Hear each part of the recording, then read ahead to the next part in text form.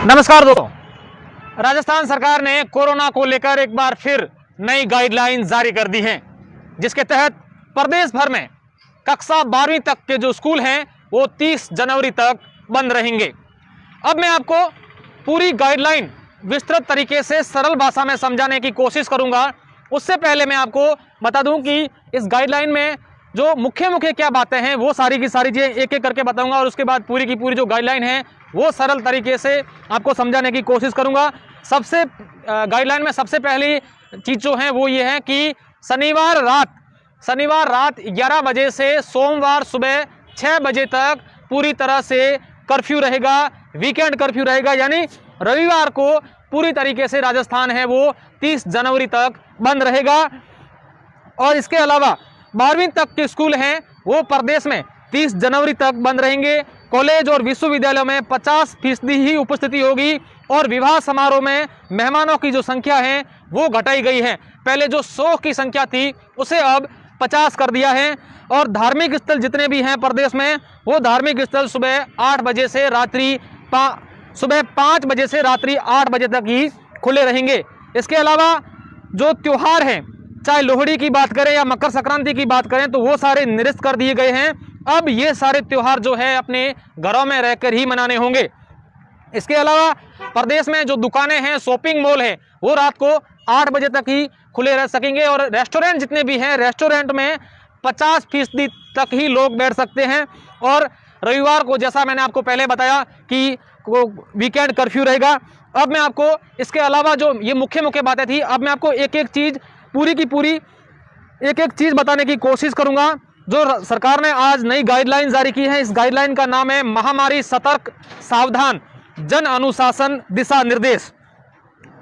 अब सबसे बड़ी बात है कि राज्य के समस्त नगर निगम और नगर पालिका के जो जितने भी क्षेत्र हैं उन क्षेत्रों में 12वीं तक की स्कूलें हैं वो बंद रहेगी। यानी कि ग्रामीण क्षेत्रों में जो स्कूलें हैं कक्षा 1 से लगा करके 12वीं तक की वो खुलेगी, लेकिन शहरी क्षेत्रों में नगर पालिका क्षेत्र हो या नगर निगम के क्षेत्र हो, वहाँ पर 12वीं तक की स्कूलें हैं वो बंद रहेगी। सबसे बड़ी बात ये थी। और जितने भी कॉलेज और विश्वविद्यालय महाविद्यालय जो है शैक्षणिक कोचिंग गतिविधियां हैं उनमें 50% तक ही बच्चों को छात्रों को अनुमति दी जाएगी, लेकिन उसमें भी 2 डोज लगे हुए जरूरी हैं। अब विवाह समारोह से संबंधित क्या जानकारी है वो बता दूं कि पहले कोई विवाह में 100 व्यक्तियों की अनुमति थी, जिसको राज्य सरकार ने इस गाइडलाइन के अनुसार कम कर दिया है। अब सिर्फ 50 व्यक्ति ही आ सकते हैं, सिर्फ शहरी क्षेत्रों में। हालांकि ग्रामीण क्षेत्रों को लेकर अभी तक सरकार ने इस गाइडलाइन में कोई जिक्र नहीं किया है। और जहां पर भी विवाह समारोह होगा उसकी वीडियोग्राफी जरूरी है। वीडियोग्राफी करके अधिकारी, सरकारी कर्मचारी, अधिकारी एवं चुने हुए जनप्रतिनिधियों से भी कोरोना की आचरण एवं सख्त अनुशासन की अपेक्षा सरकार ने की है। विवाह की वीडियोग्राफी करवाई जाए, और जब एसडीएम उसकी वीडियोग्राफी मांगे तो वो उनको उपलब्ध करानी होगी। और अंतिम संस्कार अंत्येष्टि में 20 व्यक्ति ही जा सकते हैं, ये सरकार की नई गाइडलाइन है। इसके अलावा खेलकूद से संबंधित सार्वजनिक, सामाजिक, राजनीतिक, मनोरंजन, शैक्षणिक, सांस्कृतिक और धार्मिक समारोह जो होंगे, सभा, रैली, धरना प्रदर्शन, जुलूस, मेलों का आयोजन, इनमें अधिकतम 100 व्यक्ति ही नगर पालिका और नगर निगम क्षेत्रों में जा सकते हैं।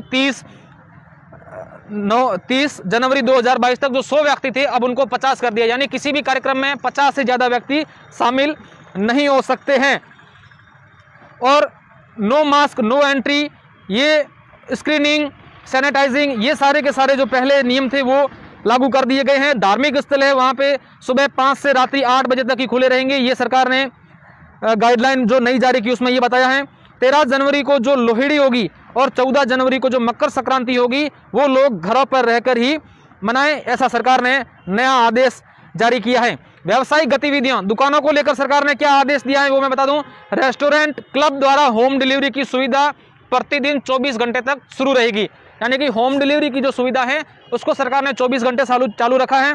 इसके अलावा अगर अंदर बिठाने के खाना खिलाने की अन्य सुविधा जो है वो 50% तक क्षमता ही होगा, और रात्रि 10 बजे तक ही उनके खोलने की अनुमति होगी। इसके अलावा cinema, theatre, multiplex, auditorium, banquet hall, प्रदर्शनी हॉल, इसमें 50% तक लोग आ सकते हैं रात्रि 8 बजे तक, और उनमें भी फर्स्ट और सेकंड डोज लगे हुए होने अनिवार्य हैं। जितनी भी दुकानें हैं शहरों में, शॉपिंग मॉल हैं, व्यावसायिक व्यापारिक प्रतिष्ठान हैं वो रात को 8 बजे तक ही खुले रहेंगे और उसमें भी कोरोना के दोनों डोज जो हैं वैक्सीन है वो भी लगी हुई दुकानदारों के और स्टाफों के जरूरी है। आर्थिक और पर्यटन गतिविधियों में सरकार ने क्या नया जो नियम है, इसमें गाइडलाइन है, इसमें क्या बताया है? राजस्थान पर्यटन का मुख्य केंद्र है, ऐसे में आइसोलेशन जोन आधारित जो है वो आधार अनुमत किया जाएगा। आइसोलेशन जोन के अंदर ही ये सारी गतिविधियां हो सकती हैं, पर्यटन हो या अन्य प्रकार की जो गतिविधियां होगी। ऐसे में रिसोर्ट, होटल परिसर आदि जिनका क्षेत्रफल 4000 वर्ग मीटर या इससे अधिक है एवं मेहमानों की अतिथियों को ठहराने की हेतु 40 या इससे अधिक कमरों की व्यवस्था है, वहां पर इस प्रकार के कार्यक्रम हो सकते हैं। इसके लिए जिला मजिस्ट्रेट से पूर्व अनुमति लेनी होगी। आर्थिक या पर्यटन गतिविधियों को लेकर ऐसी जो होटल हैं जिसमें 40 कमरे हो उसमें ये हो सकता है, लेकिन इस समय भी जिला कलेक्टर से आपको अनुमति लेनी होगी। इसके अलावा RT-PCR रिपोर्ट 72 घंटों के भीतर की होनी बहुत जरूरी है। समस्त अतिथि और मेहमान जो परिसर में एक बार प्रवेश के पश्चात समारोह खत्म होने तक बाहर नहीं जा सकते। यानी पर्यटन से संबंधित या आर्थिक संबंधित जो सेमिनार होते हैं उसमें ये सारी गाइडलाइन सरकार ने जो नई गाइडलाइन है वो जारी की है। जन जागरूकता स्वायत्त शासन विभाग द्वारा आमजन में कोविड उपयुक्त व्यवहार, डबल डोज वैक्सीनेशन, मास्क का अनिवार्य उपयोग, 2 गज की दूरी, सैनिटाइजर इत्यादि की पालना हेतु जन जागरूकता अभियान चलाया जाएगा। तो ये मोटा मोटी जो अब बड़ी बात यह है कि ऐसे में सरकार किन किन चीज़ें जो हैं व्यापारिक गतिविधियां उनको अनुमति दी है, उसमें उनको टाइम दिया है। वीकेंड कर्फ्यू के दौरान जो होगा, रविवार को कर्फ्यू होगा, शनिवार रात 11 से सोमवार सुबह 6 बजे तक, उसमें अनुमति क्या रहेगी? वे फैक्ट्रियां जिसमें निरंतर उत्पादन हो, वे फैक्ट्रियां जो रात्रिकालीन शिफ्ट में चलती हैं, IT, दूरसंचार, ई-कॉमर्स कंपनियां, केमिस्ट शॉप, विवाह समारोह से संबंधित कोई सामान ले जा रहे या ला रहे हैं तो उनको छूट रहेगी। और अनिवार्य जैसे इमरजेंसी सर्विसेज हैं उनको छूट रहेगी, उनमें जो कार्यालय में कार्मिक लगे हुए उनको आने जाने की छूट रहेगी। वैक्सीनेशन लगाने के लिए अगर आप आ जा रहे हैं तो उनको भी छूट रहेगी। बस स्टैंड, रेलवे स्टेशन और एयरपोर्ट पर जाने वाले यात्री हैं उनको भी छूट रहेगी। बसों में क्या रहेगा? बसों को लेकर मैं आपको बता दूं, सबसे बड़ी बात बसों वाली है। इसमें सिटी बसों, मिनी बसों का संचालन प्रातः 5 बजे से रात्रि 11 बजे तक अनुमत होगा। किसी भी यात्री को खड़े होकर यात्रा करने की अनुमति नहीं होगी। संपूर्ण प्रदेश में प्रतिदिन रात्रि 11 से सुबह 5 बजे तक जन अनुशासन कर्फ्यू रहेगा। तो मुख्य रूप से ये सरकार ने जो नई गाइडलाइन जारी की है, इसमें जो सरल तरीके से मैंने आपको सारी की सारी चीज़ें वो समझाने की कोशिश की है। जो स्कूलें बंद है 12वीं तक की, वो शहरी क्षेत्रों में हैं, ग्रामीण क्षेत्रों में बंद करने के अभी तक सरकार ने जो है वो आदेश या इस प्रकार की कोई जो गाइडलाइन है वो जारी नहीं की है। और रविवार को तो पूरे प्रदेश में जो है वो वीकेंड कर्फ्यू रहेगा। आप इस वीडियो को शेयर करें ताकि अधिक से अधिक लोगों तक ये जो नई गाइडलाइन है कोरोना को लेकर, ये जानकारी सभी लोगों तक पहुंचे।